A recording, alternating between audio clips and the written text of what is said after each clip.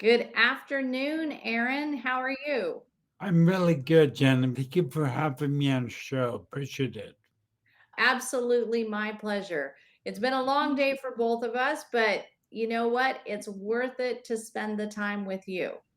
I'm really honored to be here, and I'm really grateful for you being stepping up and doing a show on my on show TV media. It's pretty great. I am incredibly excited about it. Let's introduce you and tell people who you are and why you founded Stroke TV Media. Okay, my name is Aaron Avila.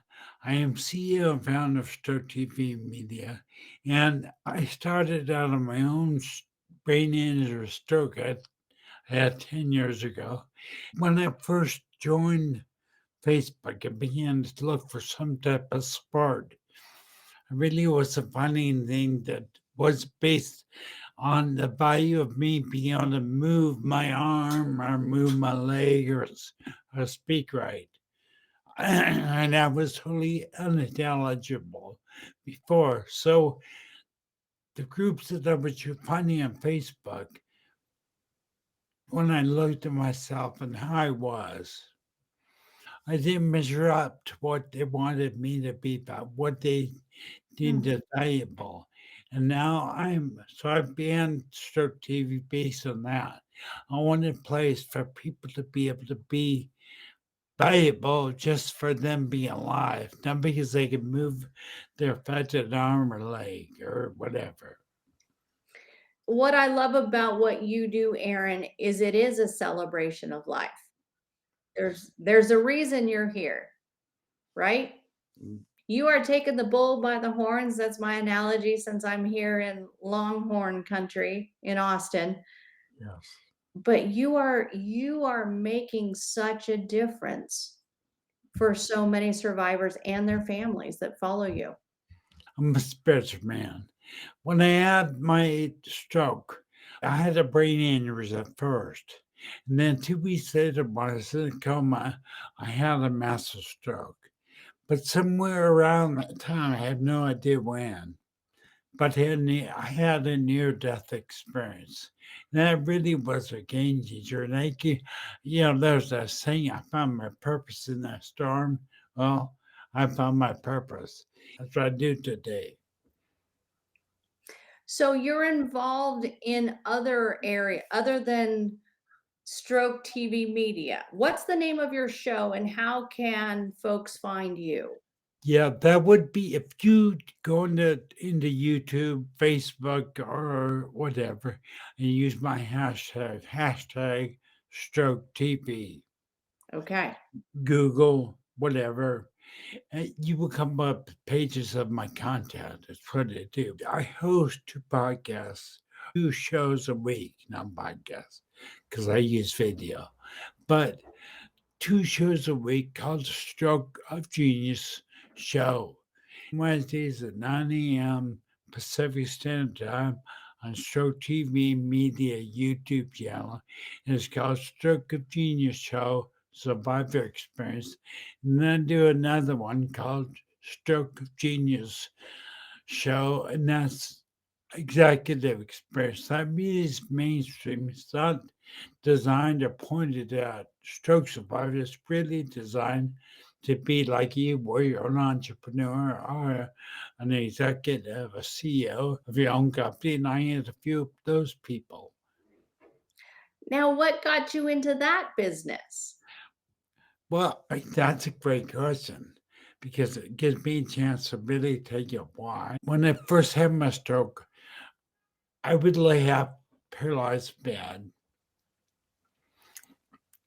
I became depressed, suicidal. What you see now or what you hear now is not what it used to be. I used to be very dark, very depressed, and lay in bed and just what could I sit there and think of how I was going to end my life because I felt my life was over.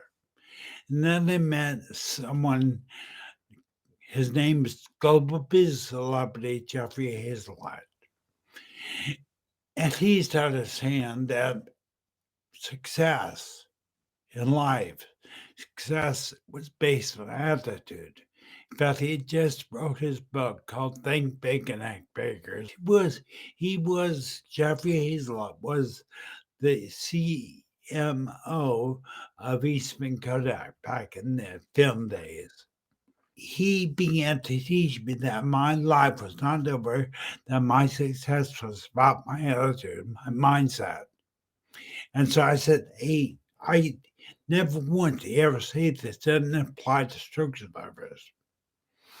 So I began to say, hey, I can do this. He began to make me realize it was my attitude. And so he kind of got me really excited about where I was going, that I can make a difference in this world. So other than meeting him, understanding his book, setting attitude, were there other influences that helped you really turn it around from being depressed and suicidal, Aaron? Because some people listening to this episode are going to go, that's too big. That's too big of a leap. Are there smaller steps? Well, I would have to say, probably, man, you're really good at this, Genevieve. Um, I would have to say, one of the biggest influence was Jill Bolton Taylor, Stroke of Insight. Oh, yeah. And, Great. her book really opened me up to the potential, even as a stroke survivor, that life was energy based. And that my decision, that there's an old thing that says life is 10% of what happened to you and 90% of how you respond. Hmm. And I went, "Oh, man, I've troubled to Taylor says I could do it. Now Jeff Hayes said I could do it. I guess I could do it. I've been building Stroke TV media Yeah. now for, it's been 8 years almost now. And I'm just having a blast. I mean, it's a blast. The stroke survivors are amazing people. Absolutely. Well, you and I are in the same space, different ends of Yeah. it, but still with the same mission. Well, you asked me you know, how, what motivated me, and I'm going to say it's attitude. I think stroke survival, and I think anything in life, really any difficult, hard time you go through in life, is about mindset. It's about how you respond. It's not that we all go through the hard times. Thank God your speech and language pathology just because people like you changed my life too. But it's finding your purpose and a reason to live and a reason to do what you do. And it's really, really the key is helping people. So, as you know, I'm in the business of telepractice. I've been doing that for 9 years, and I find it a very interesting space because there's kind of a barrier to entry. Some folks I work with have never ever used a computer. The closest thing to a computer they ever touched was a flip phone. Some people are tech savvy and it's super easy. Some people only have like a tablet, like an iPad. So there is a bit of a barrier to entry with telepractice. But what that also shows is those who are motivated to overcome that barrier to entry. And that's, you said attitude and mindset. You have to be willing to overcome that. Or if you're going to a brick and mortar clinic, there's the one right down the road that the doctor said to go to because it's convenient and they offer treatment. Or maybe you have to travel an hour to get to a therapist that you really connected with that can really meet you and help you get your goals. That's a barrier to entry too. That's a physical, geographic. So one thing I love about telepractice, I can Zoom in anybody's house. Yeah, you could really, I mean, telepractice really kind of, I think, was birthed at the pandemic. Really was. And I think your niche, sorry, your It's niche, all good. Right. Tomato, tomato. Yeah, right, exactly. But speech therapy really can be extremely effective right here, right It is. in Zoom or in using Restream, but it can be effective, and it was available back when I had my stroke. So That's right. I'm really anything a stroke TV media can do to help it get out there. I'm just all for it. I think it's something that people need to learn to take advantage of. I mean, that's something I didn't have available. If I could, when I first had my stroke, I'd be speaking even better, I think, to this day if I had available telepractice.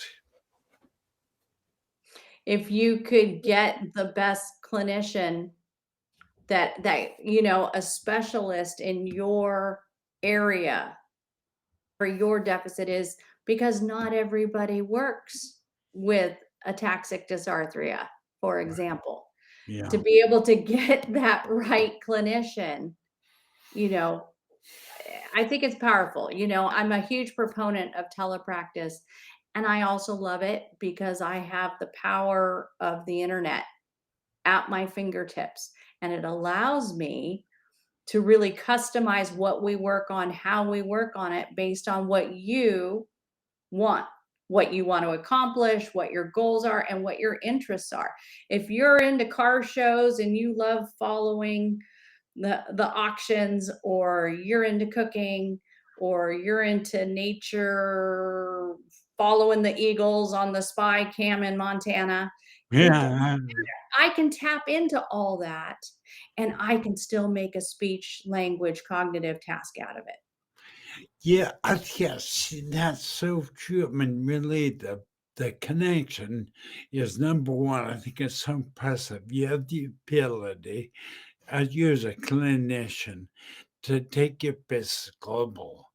The only harder part I can see, like you, number one is getting out there. How do you advertise it? How do you market it?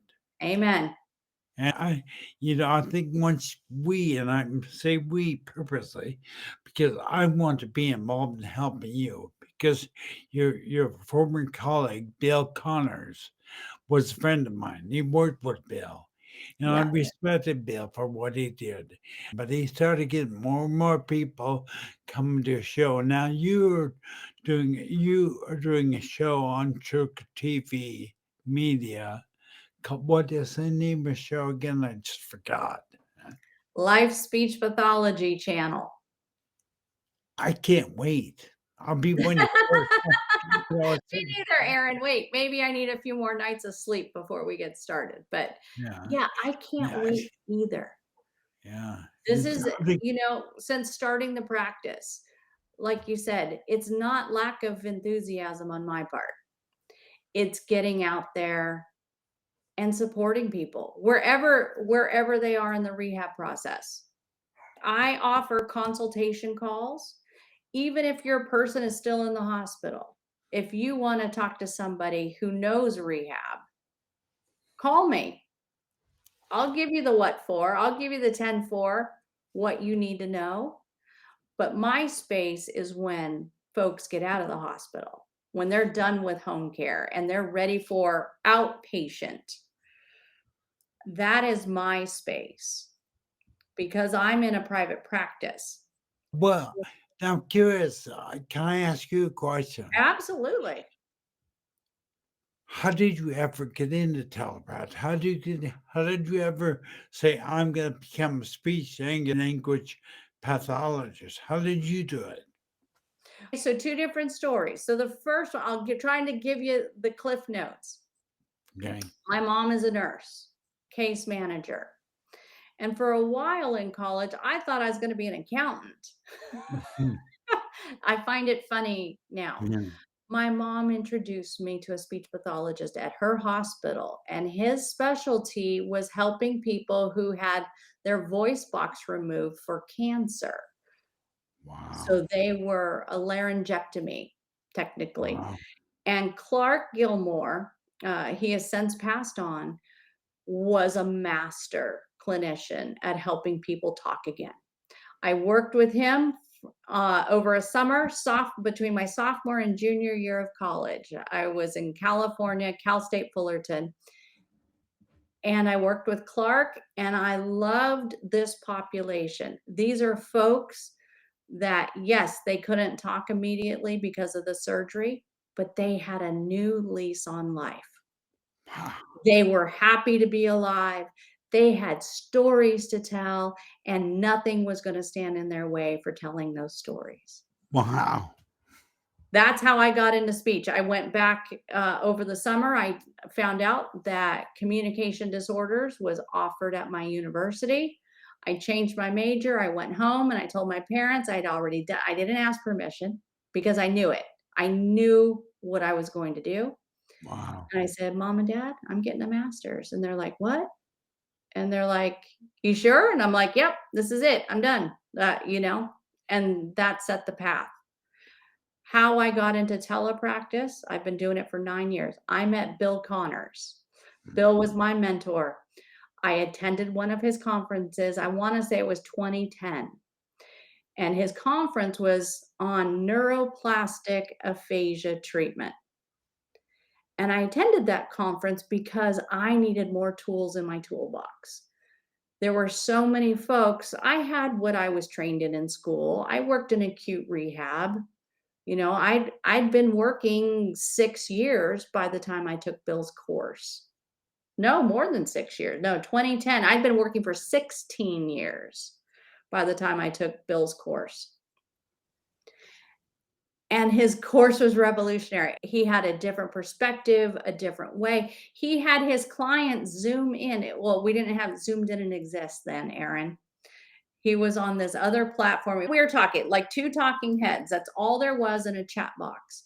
But he had these clients, I'll just keep saying, Zoom in to the conference, and he's talking to them live, and he's showing what you can do about it. He was one of the first pioneers of telepractice. 2005, he started doing it. The long and the short is, Bill became my mentor after that course because he honestly offered his time. Oh, if you have any trouble clients, if you need tips or techniques or you want to talk about it, he's like, we'll get on the computer and I'll help you. So I took him up on that and we built a relationship. And then I moved cross country, California to Boston. And Bill hired me at Aphasia Toolbox and I took over his California clients. And the rest is history. I worked for Bill for 6 years before his passing. And then I picked up the torch, picked up the baton, and here we are today. Well, great. All right. I need to back up a little bit because I'm used to being host of a show. So now I'll give the mic back to you. Answer your question, but I was just curious, No, I love that. my own thing, because I think what he offered is still on the cutting edge, and I think it's still playing the opportunity. I'm glad you're doing that. Glad you picked up the torch. Bill was an amazing clinician, so much respect for him and what he did for this community. And I'm looking to keep that going and blow it up. I want the village. I think of it not just community, I think of it as a village because it's not just one person, it's not just 2 people. Right. You say Right. it takes a village to raise a kid, it takes a village to live a good life, and you can, even if you've had a stroke. Yeah, thank you. I agree. And he said that's great. So, Aaron, what else would you like to share with us about your mission, how you serve? We know about Stroke TV Media, we know about Stroke of Genius show. Anything else you would like to share? Thank you for that question. I've been serving the stroke community now for almost 8 years. And there is something like out there. What's lacking is making people realize, stroke survivors realize that they are valuable as a stroke That's right. survivor alive. just for them open their eyes, just for them be alive. And it's possible, like you said earlier, to have life after stroke. It is possible. And you just told me a story about how you speak, learn to speak with after I learned after surgery on cancer, getting a Yeah. voice box. That is makes my ataxia dysarthria sound pretty easy compared to that. But I'm just saying that anybody out there listening, that's sturgeon pepper. Number one, you need some identity that really can really identify. Can I be honest with you? Besides Bill Connor, your former mentor, and you were the only ones that could identify hepatitis dysarthria. But Bill Connor was the first one that ever identified. He said, "Aaron, you have hepatitis dysarthria." And I'll be a son of God. That's true. That's what I have. Yeah. So, like I said, anything we can do for you, I'm all for it. I'm all in. I'm all in. I Me think, too. yeah. Me too. We're on this same mission, Aaron. So I would love to wrap up this interview with you. Hope. I'm in the business of hope. It doesn't get any better now. I mean, it give people hope, especially people like me. Hope is what drove me to here, where I'm at right now. So kudos to you for giving hope to people like me because it's extremely powerful. Thank you. It's awesome. Aaron is what keeps me up at night. Well, now I'm starting to sleep. First year of doing the practice, Mm. that's a lot of figuring out. I think also what you said, it's your attitude, knowing it can get better. And you got to get somebody in your corner, right?